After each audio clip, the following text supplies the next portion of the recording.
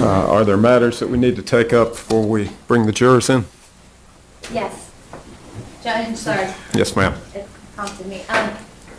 You had asked earlier in the week for me to draft some sort of protocol with respect to the witnesses that we had mentioned that we had concerns about being televised.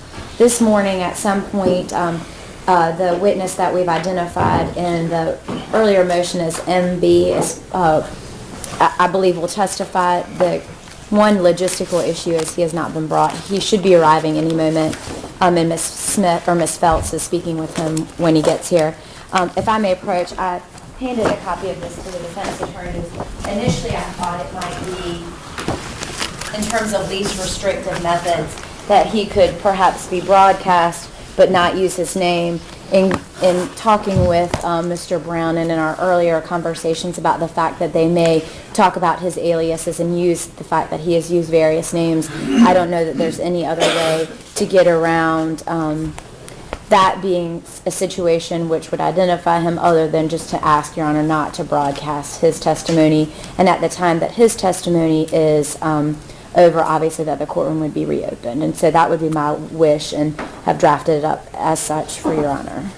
Mr. Brown, Ms. Deed, you wish to be heard on this? I don't have any objection to them not having cameras when he testifies. All right. But we would like to use his name, though. Okay, I think that's probably the best way to handle it then, and we'll just simply ask that there be no broadcast or media feed during the testimony of this witness. And I'd also ask members of the press to be sensitive to the concerns raised by this witness and the request for anonymity to the extent possible.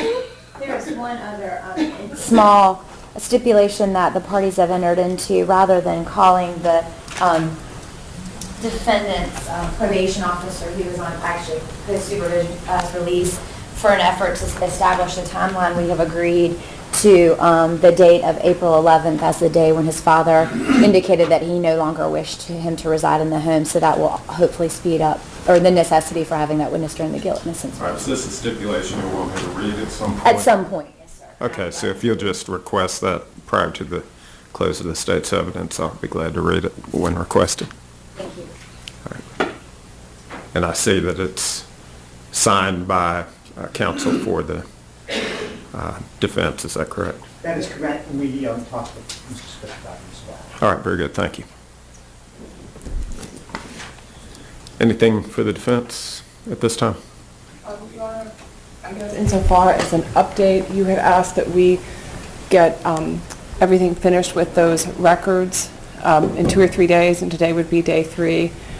We had somebody who offered to try and help us with it, but she was at a remote location, and when she scanned everything and sent it to us, the quality of the scanned was so poor that we couldn't use the documents.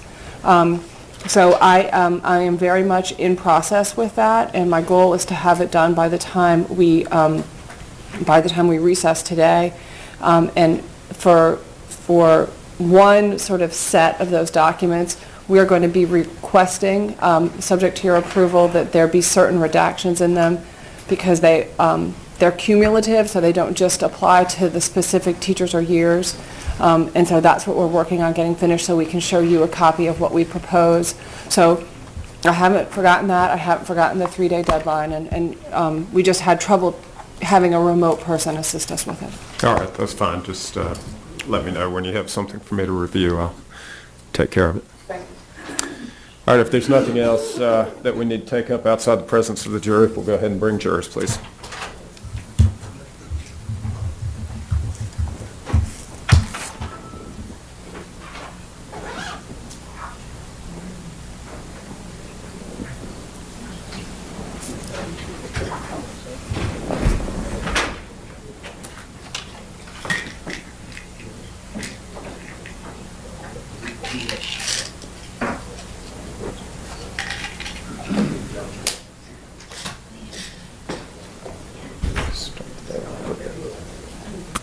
Start the day off with the Tylenol.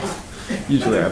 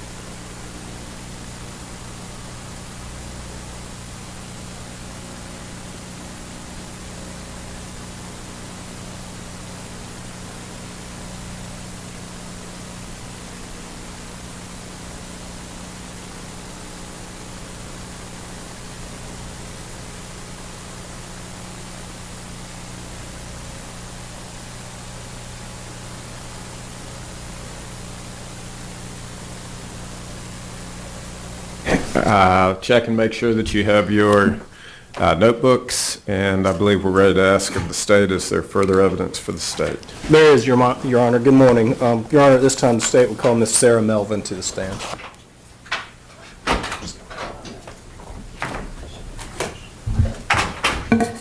Place your left hand on the Bible. Raise your right, please. Do you solemnly swear the testimony you give this court shall be true, the whole truth, nothing but the truth, so help you God? I do. Thank you. Please be seated. Mr. Waller? Thank you, Your Honor. Good morning, Ms. Melvin. Good morning. Will you please state your name for the record? Sarah Melvin, How do you spell your first name? Sarah, And how do you spell your last name? Melvin. And Ms. Melvin, where do you currently reside? Charlotte, North Carolina. What do you do down there? I work in the emergency department. In what capacity? I'm a healthcare tech, so basically like a nurse aide and secretary, and I'm in nursing school, so And are you in nursing school in Charlotte as well? yes, sir. Are you originally from Charlotte, or are you from up here in Raleigh? Close to Charlotte, Close to Charlotte. yeah. Going back to May of 2013, were you living in Raleigh at that time? Yes, sir, I was. Can you tell us why you were living in Raleigh in May of 2013? So I was in college at University of North Carolina at Chapel Hill. I was getting my bachelor's degree, and I was working in Raleigh, so I decided living in Raleigh was a little easier for me, despite the commute to Chapel Hill every day. But And what were you studying there at UNC? chemistry with a minor in biology. You said you were working at a location in May of 2013. Where were you working? Bonefish Grill at North Hills? North Hills. And North Hills is the area around Six Forks Road and 440. Yes, sir. Big shopping center. Is there a Target out there? Yeah, close to it. How close is the Bonefish to the Target at North Hills, if you remember? I'd probably say within a mile, if less than that probably. I'm very directionally challenged, so. That's fine. Me too. When you were working at Bonefish, what was your job there? Were you cook? So I was a head server, so it's basically like, it's just like a server, but I had more of a leadership role and help with like paperwork and finance and stuff as well. And Ms. Melvin, that Bonefish that you worked at, was there I guess an inside dining area? There's inside and outside. Tell us a little bit about the outside dining area. What was the kind of general layout of that? So it was like a patio area. You walk out of the door, and then, so they had a spin door and then a regular door. You walk out the regular door, and to the left they had like high top tables. There was 4 high top tables at the time. I'm trying to remember 2013 because they changed it a little bit the next year. And then to the right they had like patio furniture, so it was like a couch, 2 couches, kind of like love seats next to the couch, and then 2 tables. And you said did you work at this Bonefish for the next year as well? I worked there 2012 to 2014. Ms. Melvin, going to May 13th of 2013, that was a Monday, I believe. Were you working at Bonefish that night? I was. And in what capacity were you working at Bonefish that night? I was a closer, so basically instead of like what I normally did, you stay all night, and then once all the customers leave, you start breaking down the restaurant, cleaning up everything, silverware, dishes, all that type of stuff. And on a typical Monday night there at that location, what time did the restaurant close? 10 o'clock. And as a closer, how long would you generally have to stay to do these duties that you were talking about, cleaning up and whatnot? It just depended on how long the guest stayed. We can't necessarily make someone leave if they've dined there, but I'd probably say hour and a half. And after 10 p.m., if there's a patron or just sitting, or anybody sitting out on the patio area, do you ask them to leave, or what's the situation there? It honestly depends on the manager's decision. It depends also if they've dined there or not. If they have not, then we don't necessarily have as much, a right to ask them. We can ask them to leave because they haven't dined there and they're not our guest. So. Going to the night of Monday, May 13th, at around 10 p.m., were you closing the Bonefish Grill that night? Specifically in regards to the patio area, did you have the opportunity at sometime after 10 p.m. to come into contact with 3 individuals? Yes, sir, I did. Can you describe those individuals for us, ma'am? So there were 3 individuals. 2 of them were males and 1 was female. The 2 males were both African American, and the female was Caucasian. I remember when I walked out, it was the female sitting on the couch with the one of the males. He was kind of shorter, not very dark-skinned, but he had a hoodie on. And then across from him at the other patio chair was the taller African American, and they're all just sitting out there. And you said one of the African American males was a little bit lighter skinned. Okay. The other one, do you recall darker skin? Yeah, I mean it was dark outside, so and there's not really a lot of light outside, but yeah, one of them was slightly lighter.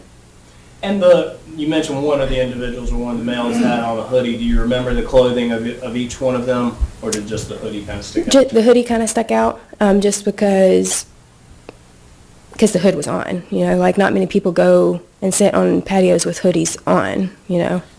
And this is May of 2013. So it's kind of warm. So. Do you recall if either of the males was wearing shorts? I do not. How about the female? Do you recall what she was wearing? Maybe a dress or a skirt. Could have been shorts or like capris, but it wasn't something I don't think that covered her whole legs. You know, I don't honestly remember. That's fine. If Yeah. you don't, it's 2.5 years Right. ago. And if you don't remember, that's fine. Mm-hmm. What were these individuals doing out there on the patio?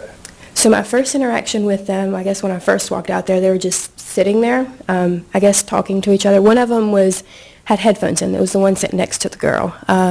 He had headphones in. I don't know if he was listening to music or on the phone or texting someone, but he did have something in his hand and was playing with it.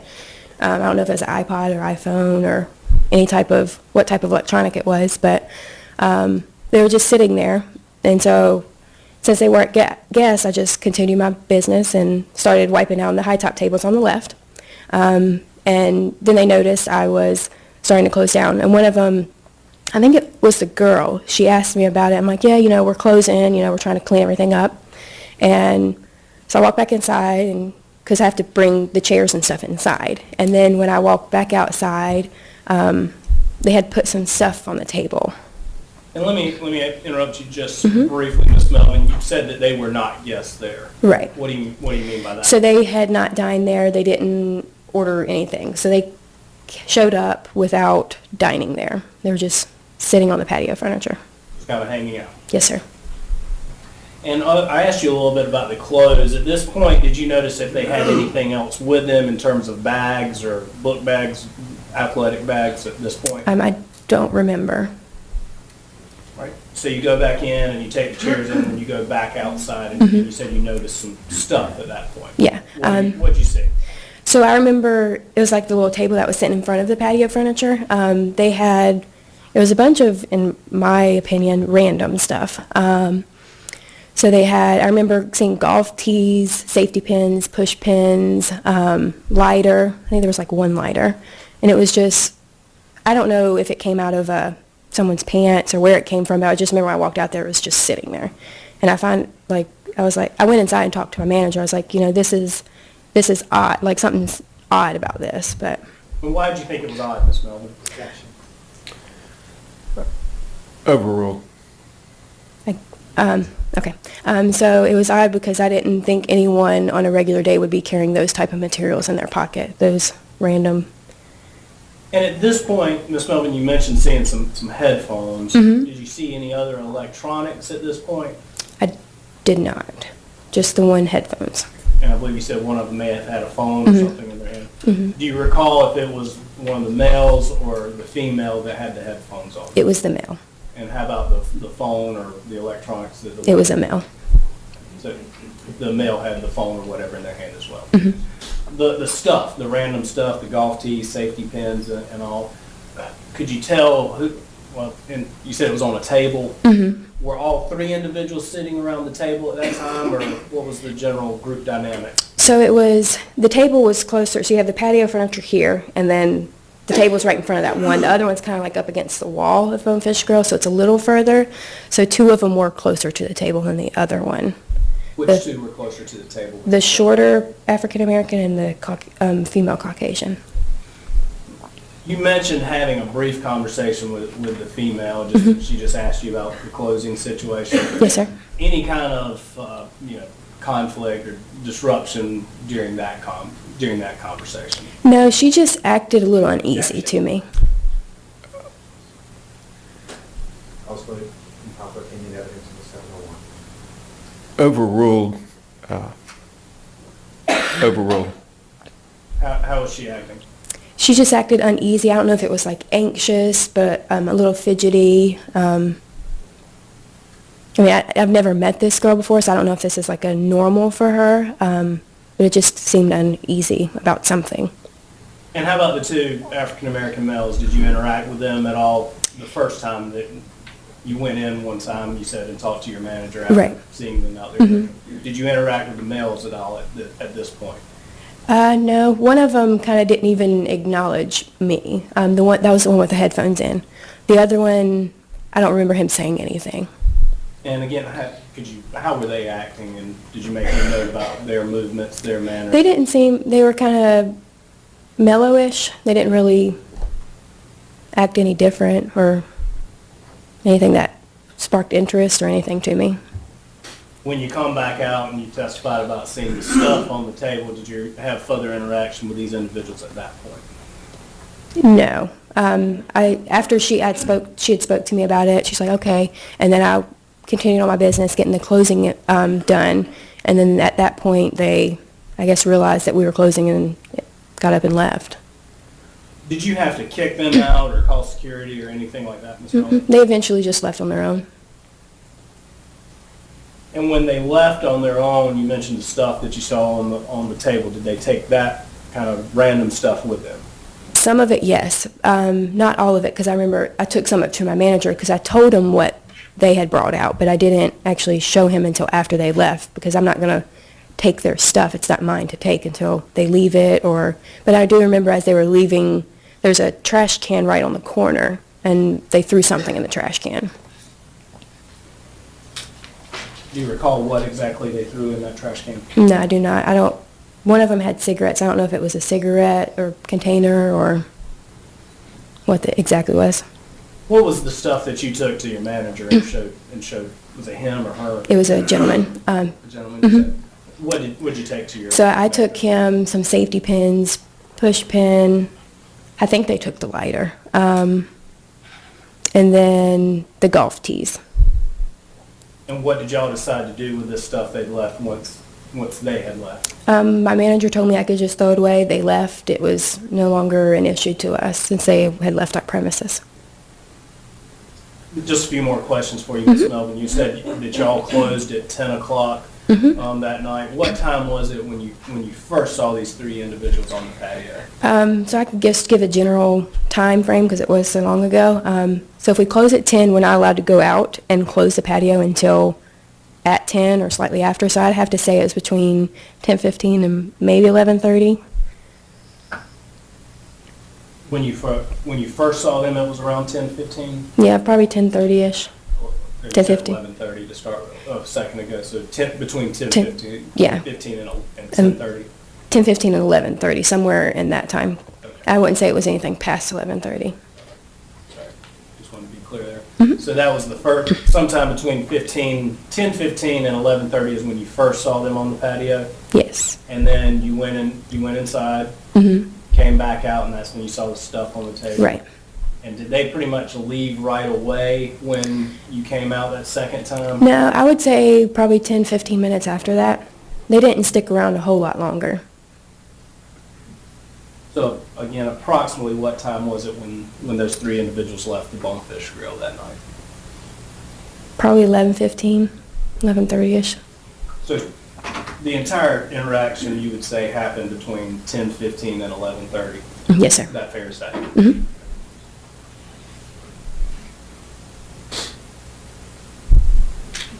And nothing, you didn't have any kind of confrontation with them at all? Nope. other than the one conversation that you had with the female, any other conversations with them? Nope.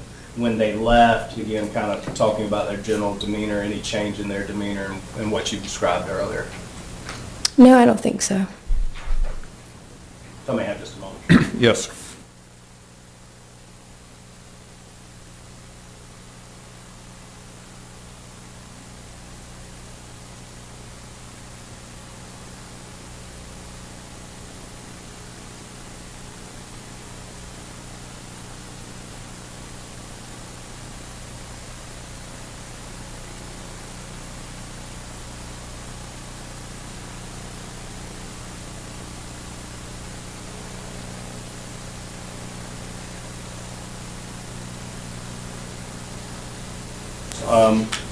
Earlier in your testimony, at some point do you recall being contacted by a detective with the Raleigh Police Department? Yes, sir. And about when did that happen? I think it was in 2012. I mean, wow, 2014. Sorry. Okay. Could have been in 2013. Yeah, it may have been. I mean, I have it on my phone, but yeah, so long ago. That's fine. And was that an in-person interview, and or was it over the phone? Over the phone. And during that interview, do you recall if you again gave a general description of the individuals that you saw? I did. If I may approach the witness, Your Honor. Yes.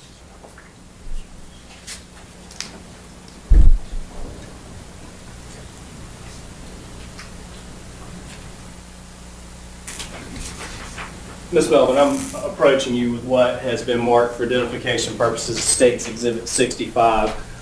It's a report of Detective Sean Brady. You, again, remember giving him a general description of these individuals. Yes, sir. Take a look at this kind of last full paragraph, read that, and when you've done that, let me know, okay? Okay.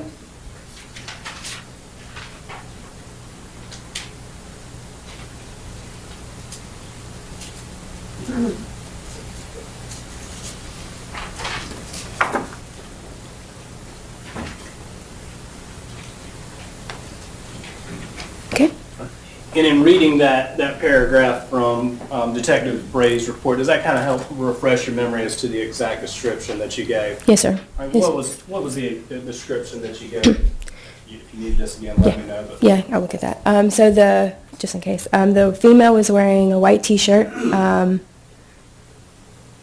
I think she had just a white T-shirt. And then like shorts, basketballs type, or some type of other blue jean shorts, capris.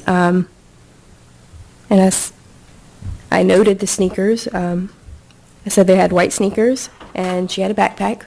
And then the males were wearing, one had a white T-shirt and basketball shorts, and the other had a hat and a backpack. And so in reviewing that, do you recall that at least one of the males had a backpack with them? Yes, sir.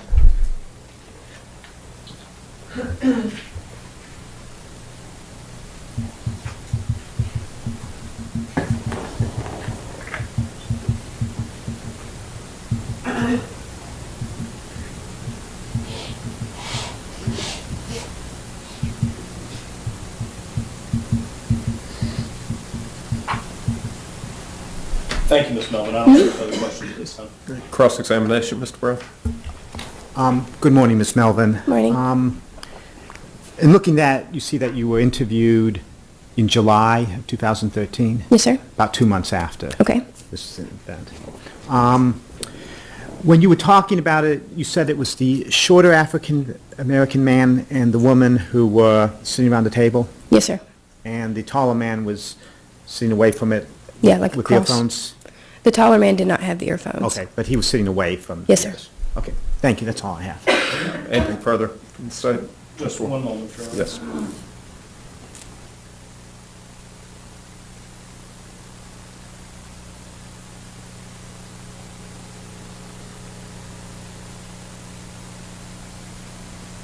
Nothing further. Thank you, Your Honor. Thank you, ma'am. You may step down. Thank you. No objection to her being released. All right, ma'am, you're released from your subpoena. You're free to go. Thank you.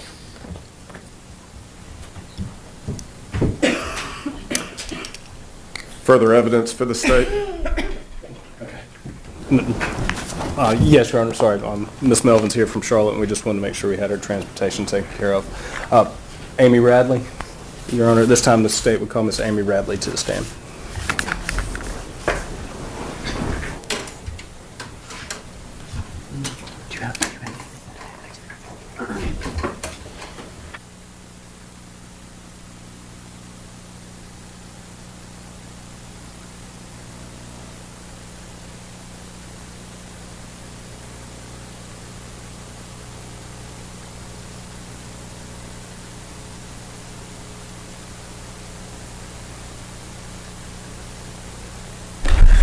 Raise your left hand on the Bible.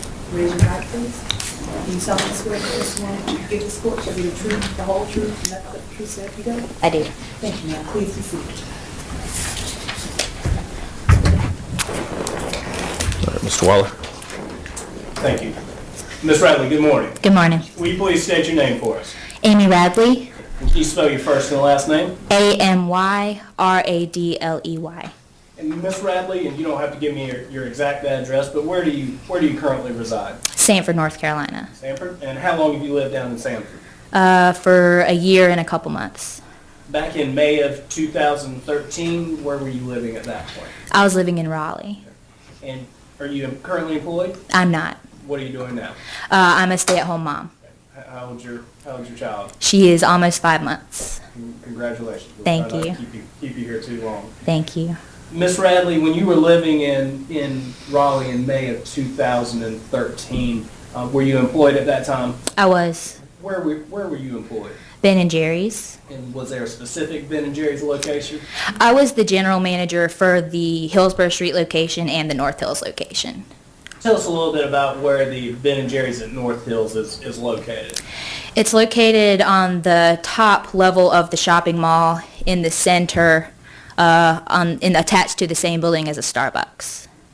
And how about, I know there's a big, we've heard testimony, there's a big Target out there and Right. movie theater. Kind of where's the Ben & Jerry's in relation to that Target?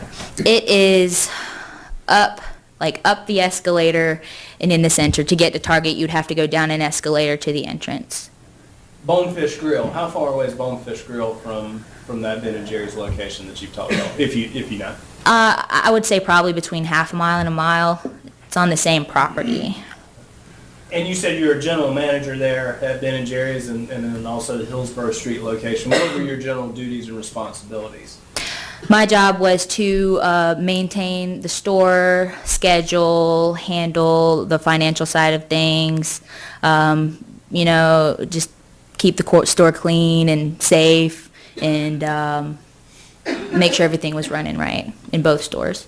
How about any hiring and firing duties? Did you have those as a general manager as well? I did. My job was to hire all of the staff and to discipline any staff that I needed to also. And in being in charge of hiring procedures and whatnot, do you review applications of individuals? I do. And generally, and I don't believe we have a copy for you, but could you generally kind of describe for the members of the jury what a general Ben & Jerry's application would look like? Sure. The front side of the application is going to have all of your main information, your address, your name, your previous places of employment, your schooling history. And on the back side, there's a statement section as far as whether or not you've had any misdemeanors, and there is a signature spot and a date on the back. So those are the only two things on the back, and the front is everything else. Thank you, ma'am.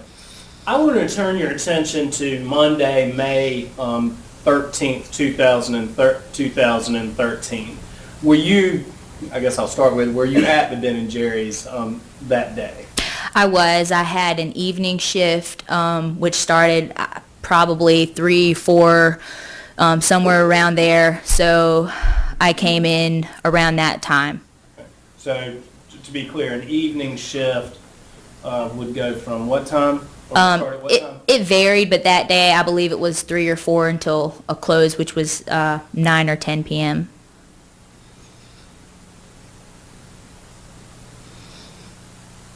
Well, so you got to that location around 3 o'clock? Yeah, and sometimes I will get there early because I was the manager and wanted to make sure everything was okay beforehand.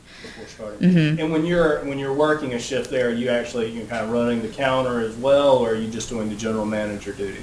I am. Once I clock in, I get behind the counter and I'm running things, and before that I kind of do a general look over of the store and everything. Prior to you getting behind the counter there, do you recall having an interaction with an African American male and a white female? Yes, sir. Tell us about that interaction. They were filling out applications in the back side of the store. There's kind of a bar on the side, and they were standing beside each other filling out the applications, and they were kind of arguing amongst themselves, and I didn't pay a lot of attention. I walked past and was going to go to the restroom, and the female kind of snapped at me and told me, somebody's in there, and so I kind of stepped back and was listening to what they were saying. They didn't realize I was the manager. I was not in uniform, and they were discussing the application and kind of arguing, and I looked and they were on the back side, so the only parts on that side were the misdemeanor section and the signature, so I assumed they were arguing over the misdemeanor section. And calls respect. I think he offered his cooperation as well. Right. I'd say that I'm going to overrule the objection. I will ask that you not speculate as to what the discussion was about, but to the extent that you heard or perceived something, you can testify to that, but I'd ask you not to speculate. But with respect to the 403 objection and the 401 objection, those are overruled. Kind of what you see and hear them arguing about there, Ms. Riley? I heard they were saying, no, you have to put that. That's the one phrase that I specifically remember hearing. I don't remember everything else they said, but I remember hearing that phrase, no, you have to put that. So that's where I stepped in and said, you guys are, you're arguing in the store, like I can hear what you're saying. You might as well not even fill out these applications. I'm the manager. You're not going to get a job here, and you probably leave the store. You're being disruptive, And then I left and went next door to Starbucks. And when you say they were being disruptive, were they in fact, being disruptive, or what do you mean by that?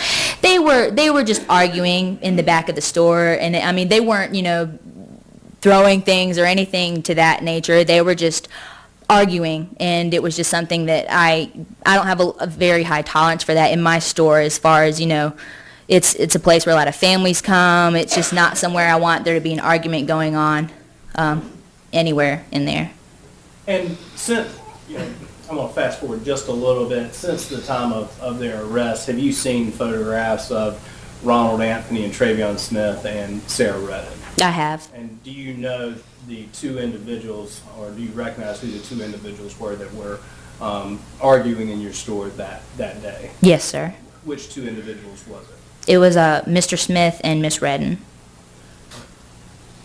When you asked these two, or when you asked Travion Smith and Sarah Redden to leave, did they do that? I left before they did, actually. Were they still being disruptive when you left? No, they were just kind of standing there looking at me like they didn't really know what to say. So after you told them don't even worry about applying, you left and went to, where'd you go?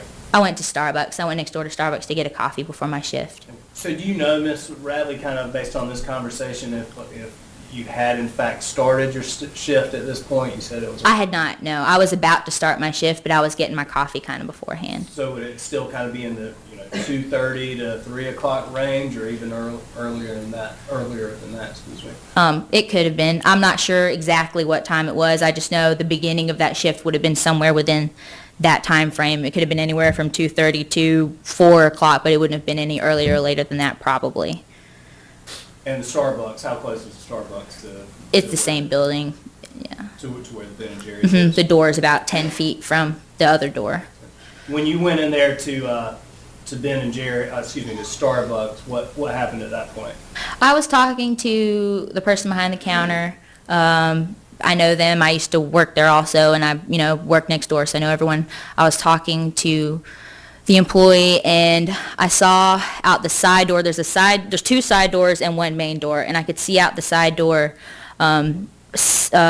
Miss Redden and Mr. Smith were kind of pointing at me, and there was another gentleman with them, a little taller, and he came around to the front of the store and opened the door and asked me if I was the manager of Ben & Jerry's, and I told him I was not at work, I was getting a coffee, and he began to... Let me interrupt you there. I don't want you to tell me anything that he specifically said, but did you see this individual, and you said you recognize these individuals now, Ronald Anthony.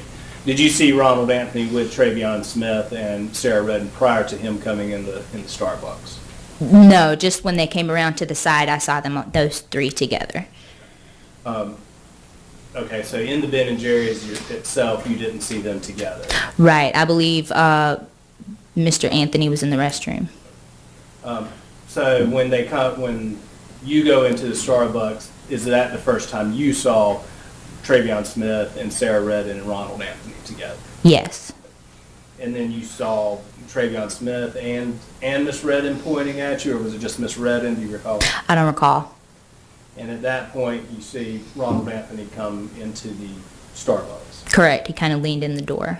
And at that point, did the two of you have a heated discussion? Yes, sir. How long did that last? I'd say it was about 30 seconds before I called security. It continued another 30 seconds or so and then stopped as the security officer was walking up. And you said it was I said it was a heated discussion, a confrontation. At any point did Ronald Anthony hit you or strike you No. in any way? No, sir.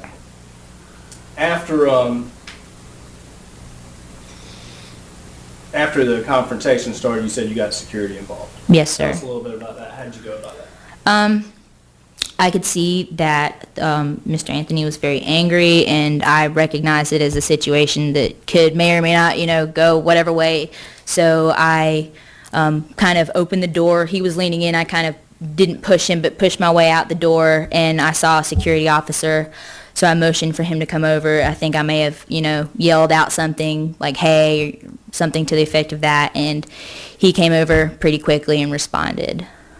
And as a result of you getting security involved, what happened? I basically, explained what had happened from my point of view very quickly and said, I have to go to work. I need to start my shift. I need for you to handle this for me, basically. And so I then went back to work, clocked in, and I'm not sure how long it was after, maybe 20, 30 minutes. The security guard came back and told me that he had escorted them off the premises. And then later that night, I had a security guard walking around the Ben & Jerry's just to make sure that things would be okay. And were they trespassed from the Ben & Jerry's as well? Yeah, I believe they were. Did you have any other interaction with any of the three co-defendants that day? No. While Ronald Anthony and Travion was having this interaction with you, where were Sarah Redden and Travion Smith? They were standing beside him. And how close to Ronald Anthony were they? I'd say about 6 feet away. So, Not directly on him, but just a couple steps back. And closer than we are here in, Yeah. in Yes, the sir. courtroom. And were they making any efforts to pull him back or anything like that? No, sir, they were just watching.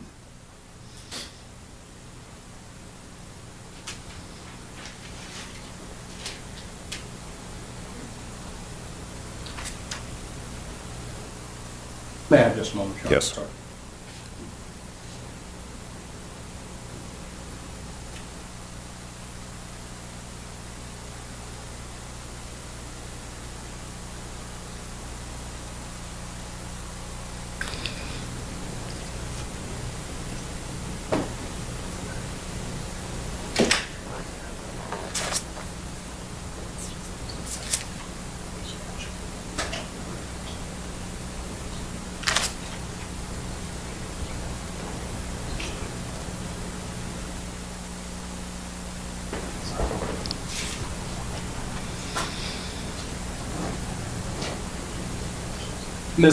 Miss Radley, do you recall what the individuals were wearing that night, or excuse me, that afternoon by any chance?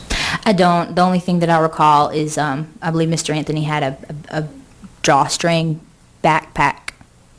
Do you recall if the other two had backpacks? I don't recall. Just don't recall either one. Yeah.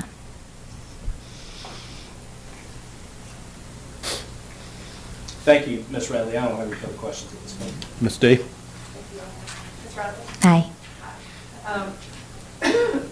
So sorry.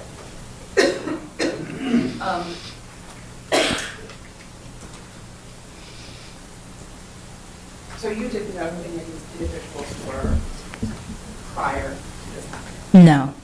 but you had an opportunity to look at some photographs fairly soon after the events, and so for a long time now, you've been quite clear in your mind about who the different players were. Yes, ma'am. And the two people that were talking about the job application were Sarah Redden and Travion Smith. Yes, ma'am. And they were loud. Yes, ma'am. And you didn't particularly want them in the Right.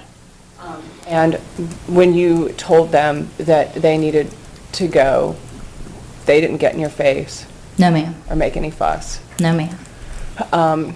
And you saw them later, and they were outside the Starbucks. Mm-hmm. And they could see through the glass door to where you were in the Starbucks. Yes, ma'am. And somebody was pointing you out, Yes, ma'am. but you're not sure who it was. Right.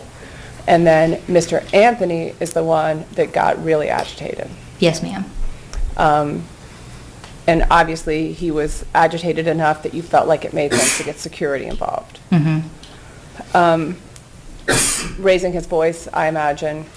Yes, ma'am. And Yeah. okay.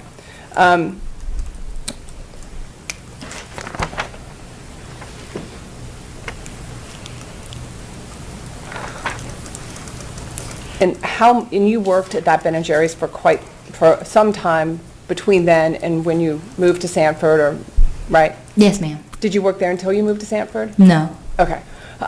So for about how much longer after this incident do you think you still worked at the Ben & Jerry's?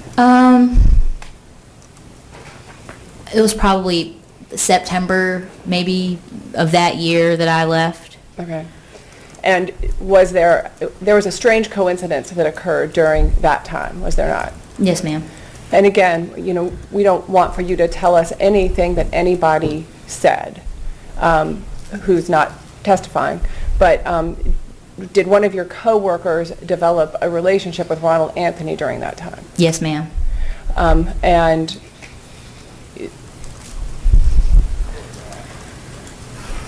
would she talk to him on the phone? Yes, ma'am. And as a result of that relationship, did you even talk to him on the phone at least once or twice? Yes, ma'am. And that was a female coworker of yours? Mm-hmm. I don't have any other questions, Your Honor. Redirect. And Ms. Yes, Your Honor. Ms. Radley, at some point, did you have the opportunity to speak to Ronald Anthony on the phone? I did. And you described the nature of the conversation that y'all had out at North Hills, in which it was a heated, angry conversation. Right. The conversations that you had on the phone what was the nature of those conversations? I think that we spoke a total of 2 or 3 times. The first time, it was shortly after I realized this coincidence and this connection. My coworker and I had talked about it, and she was on the phone with him and said that he wanted to apologize for the way that he had acted that day. And so that's what our conversation consisted of. He apologized, and I accepted it, and kind of expressed that he was with my coworker, and that not to I don't know, that I cared about her, and that to take good care of her if he was going to be talking to her at all. Kind of expressed that sentiment. And then the other times it was maybe for 30 seconds or so, she would pass me the phone. She would be busy, and he would call, and because it's a jail call, you can't call back. So she would pass it to me and say, hey, answer this real quick so I don't lose the call. So we may have made small talk for a minute or so. And we didn't really talk about anything significant. I think that we may have mentioned one time that he and I were both on a drum line. She had said something to him about me being in drumline in high school, and he was also in drumline, so we had talked about drumline a little bit, but I think that's all that we talked about.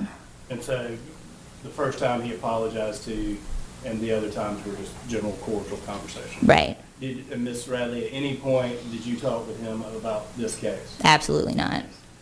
Have you ever talked with Travion Smith or know of anyone that's talked to him on a jail phone? No. And the connection between your coworker and Ronald Anthony and you was just a Complete coincidence. Yeah, I was completely shocked to find that out, and it was, it was something that had kind of sat with me for a while because I'm not a very confrontational person, and so to have an apology meant something to me, which is why I felt the need to do that. And may I approach the window, Sean? Yes.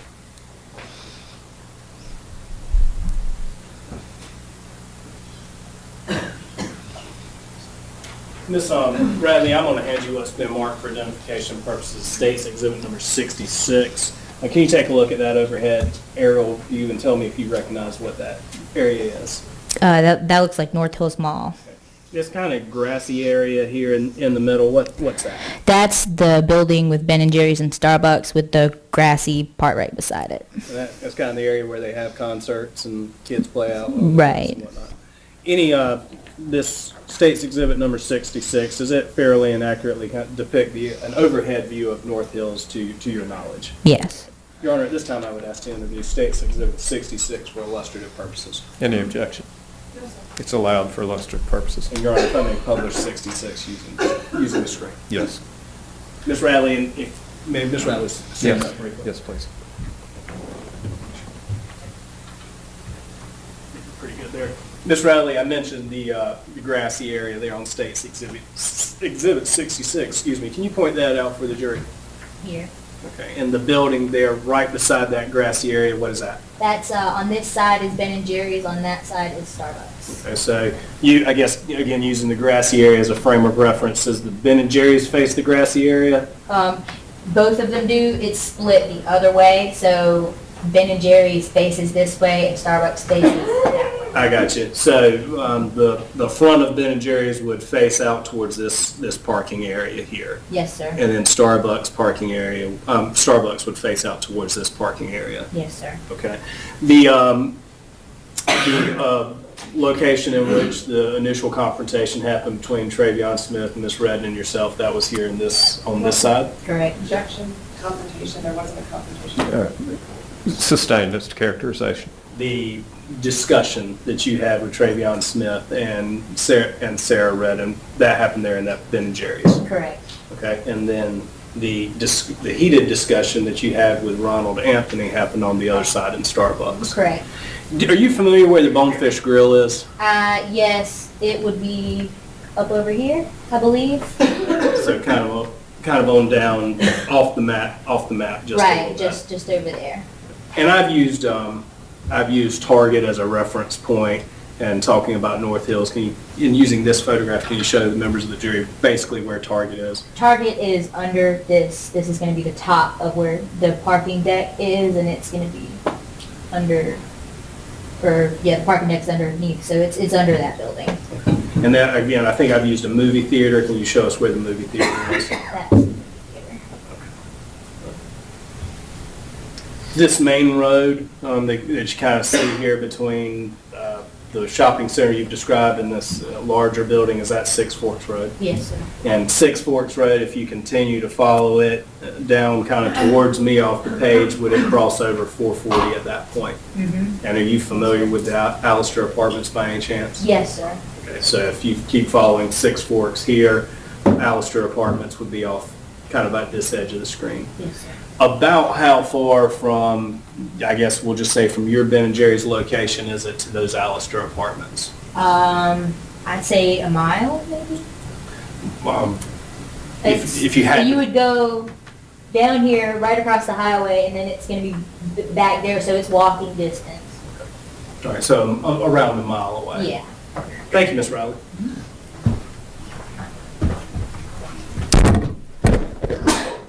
Recross? No, All right. no objection. Thank you, ma'am. You may step down, and you are released from your subpoena. You're free to go. Thanks. Further evidence for the state? Thank you, Your Honor. Your Honor, at this time the state will call Mr. Michael Huck to the stand.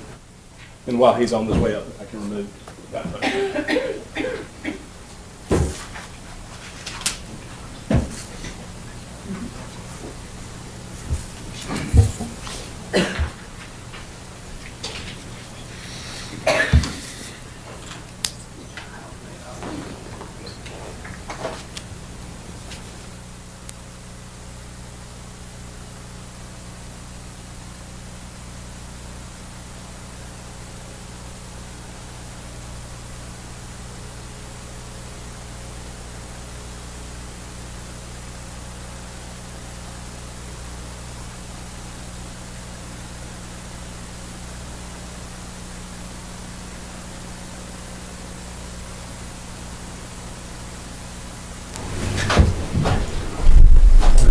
Place your left hand on the Bible. And raise your right. Raise your right. Do you solemnly swear testimony you give this court shall be the truth, the whole truth, nothing but the truth, so help you God? I do. Thank you, sir. Please be seated. Mr. Wallace. Thank you. Mr. Hupp, good morning to you. Good morning. Will you please state your name for the record? Michael William Hupp, How do you spell your last name, Mr. Hupp? H-U-P-P, like in Paul. Like, I'm sorry? Like in Paul, H-U-P-P. Oh, gotcha. I appreciate it. And Mr. Hupp, if you'll do me a favor, just slide up to that microphone just so that we make sure all the members of the jury hear you, okay? Okay. Mr. Hupp, where do you live, sir? And you don't have to give me an exact address, but just generally. Corner Falls and Noose and Millbrook Road, Quail Ridge Apartments, So that's here. Raleigh, North Carolina. Here in Raleigh. How long have you lived in Raleigh, North Carolina? 30 years. And Mr. Hupp, are you employed at this time? No, sir. I'm retired. What line of work are you retired from? I work with a company called Captive Air Systems. They make heating and ventilating and hood systems for restaurants. And Mr. Hupp, in your retirement, let me ask you this, when did you retire? 2008. And in your retirement, sir, did you kind of start doing some group meetings for some individuals? Yes, sir. I've done it for 30 years. And what type of group meetings are you involved with? 12-step fellowships. And what type of those 12-step fellowships, what kind of meetings are they? What do they involve, I should say? They involve discussing our problems with using drugs and alcohol. Specifically marijuana, Mr. Hupp, have you been involved with group meetings that talk Yep. about marijuana? Yes, sir. And what are those classes called? Marijuana Anonymous. Back in May of 2013, were you part of a group that met, a group meeting for Marijuana Anonymous? Yes, sir. Where did that group meet? St. Mark's Church off Six Forks Road. And were those meetings regularly scheduled? Yes, sir. 8 in the evening till 9 p.m. How often were those meetings held? Every Monday and Thursday. Every Monday and Thursday, every week? Yes, sir. And how does an individual get involved with one of those meetings? Well, there's several ways. Often they're court ordered. The individuals are court ordered. And probably more frequently, it's just people that have problems with marijuana and want to do something to change the way they're living. Mr. Hupp, what was and are you still doing these meetings? Are you still involved with them? Yes, sir. What is your role in these meetings? I'm just a member. And do you help folks out in these Yes, sir. meetings? So do you have a leadership capacity, or you? No, sir, there's no such thing. Going back to May 12th of 2013, May 13th of 2013, which was a Monday night, did you have one of the Marijuana Anonymous meetings that night? Yes, sir. And where was that? St. Mark's Church. St. Mark's Church. How did y'all get involved with the meeting there? We asked the pastor if we could have meetings there, and they allowed us to have them. What type of room do y'all use there at that church? It's just it was a small room on the second floor. And St. Mark's Church, where is it in relation to the North Hills shopping complex? It's close, About how far? 2 blocks maybe, block or 2.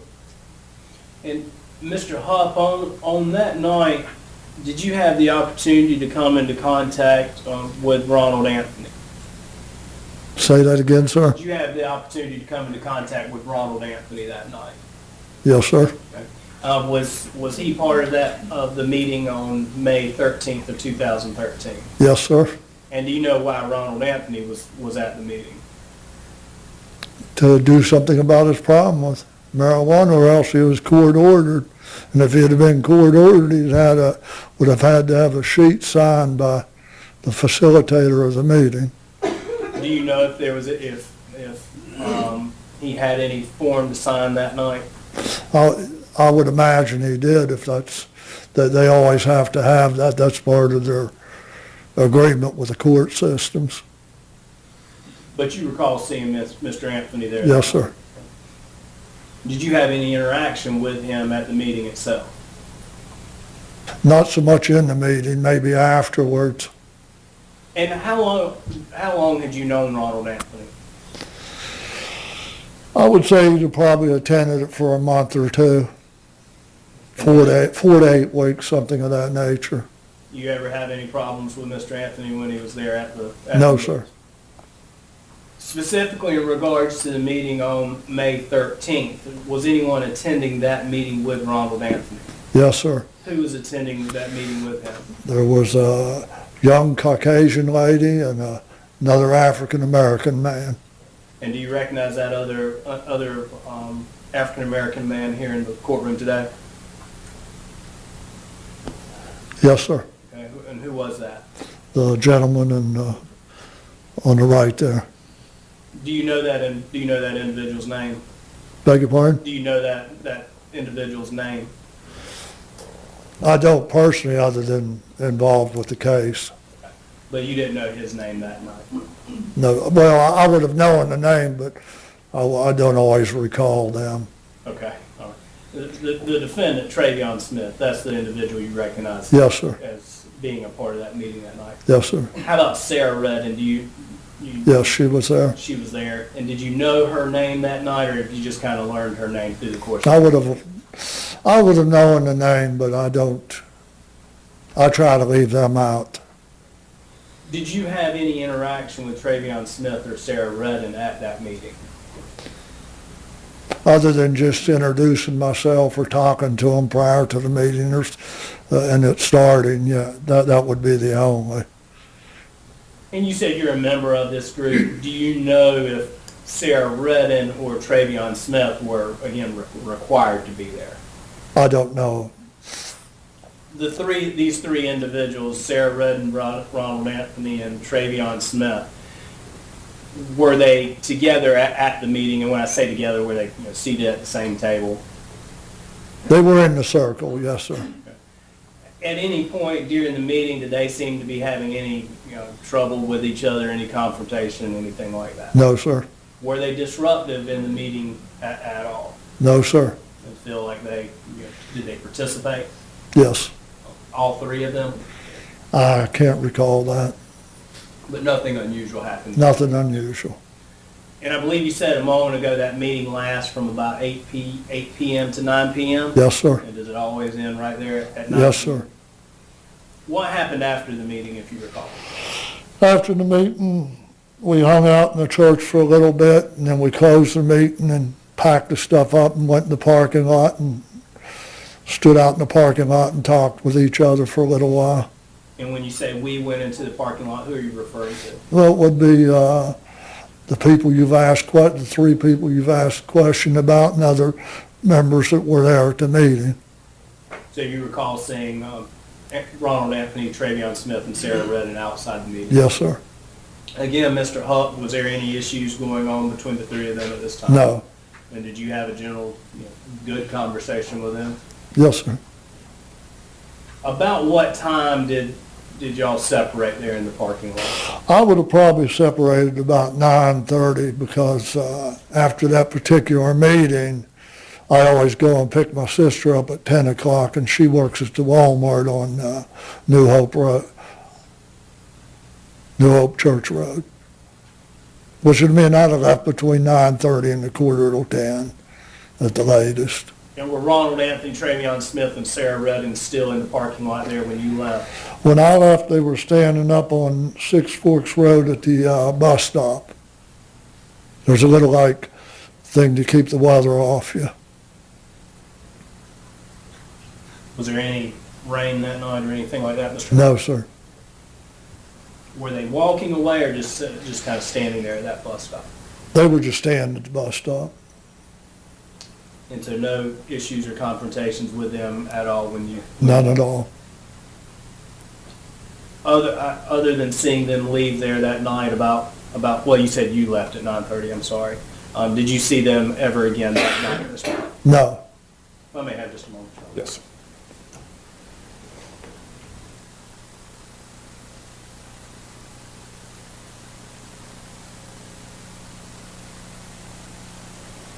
Any further questions? Okay. Cross-examination, Mr. Brown? Yes. Good morning. It's, to the best of your knowledge, Ronald Anthony was ordered to be at those meetings, court ordered to be at those meetings, Yes, sir. right? But to your knowledge, Sarah Redden wasn't ordered to be at the meeting? I don't know about that. You have no knowledge that she was ordered No. to be in the meeting? And no knowledge that Travion Smith was ordered to be at the meeting? If I remember correctly, they all three had papers that had to be signed. But you do, that's your best of your memory, you don't have specific knowledge of that? No. The church that this was located, that's north of 440?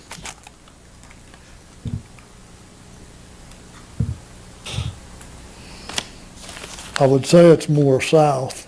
Okay, south of 440? Maybe say 4 miles from Old Wake Forest Road. 3-4 miles, just down over the hill from the North Hills Mall. All right, thank you. Anything further, Mr. No, Brown? Your Honor, thank you. Thank you, sir. You may Yes, step sir. down. Any objection to this witness being released? No, sir. Sir, you're released from your subpoena and you're free to go. Okay, Thank you, sir.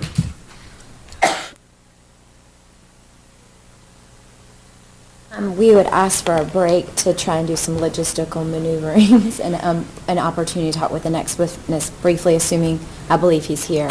All right. So I know it's a little early, but All right, ladies and gentlemen of the jury, we'll go ahead and take a recess. As you know, we're going to recess at 1 o'clock. So what I'd suggest is a 10-minute recess now. We'll probably take another recess as we get closer to that time. So we'll break it up into 2 breaks this morning. If you'll just be back in the deliberation room shortly after 11:15, we'll bring you back out. Please recall all the rules and instructions, leave your notepads, and in particular, don't discuss the case among yourselves.